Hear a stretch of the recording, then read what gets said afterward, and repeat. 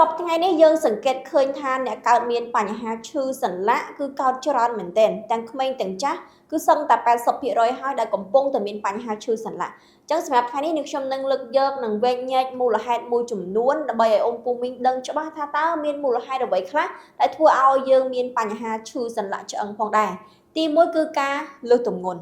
ការលើសទម្ងន់នេះដោយសារតែយើងមិនបានគ្រប់គ្រងរបបអាហារញ៉ាំជាប្រចាំថ្ងៃអត់បានល្អចូលចិត្តញ៉ាំរបស់ផ្អាប់ចាជាតិផ្អែមតើទៅជាមួយនឹង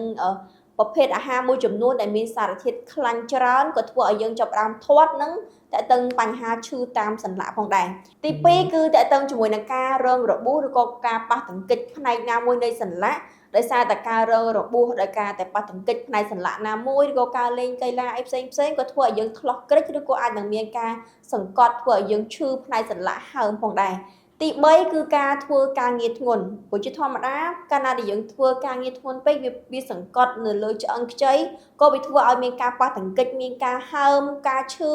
ហើយជាពិសេសគឺការខ្វះនៅសារធាតុ collagen នៅក្នុងខ្លួនអញ្ចឹងសម្រាប់អ៊ំពូមីងដែលដឹងខ្លួនថាកំពុងតែមានបញ្ហាឈឺចុករោយពេញដងខ្លួនចាឈឺតាមសន្លាក់ឈឺសាច់ដុំគឺអាចពិសាជាមួយនឹងផលិតផល V Hope នេះបានគឺល្អខ្លាំងមែនទែនដែលវាជួយជំនួយទៅលើឆ្អឹងខ្ចីចាជួយសម្រួលទៅលើបញ្ហាសន្លាក់ក៏ដូចជាអ្នកដែលគាត់មានបញ្ហាលើជាតិអាស៊ីតគាំងសន្លាក់ក្តៅឈឺកំហល់កាហាយចាក់បាតជើងនេះគឺពិសាល្អមែនទែនអញ្ចឹងសម្រាប់អ៊ំពូមីងដែលមានបញ្ហាសុខភាពផ្នែកសន្លាក់ចង់ប្រឹក្សាយោបល់ឲ្យបានច្បាស់អាចឆាតមក Page ដើម្បីធ្វើការប្រឹក្សាឲ្យបានច្បាស់ផងដែរអរគុណច្រើន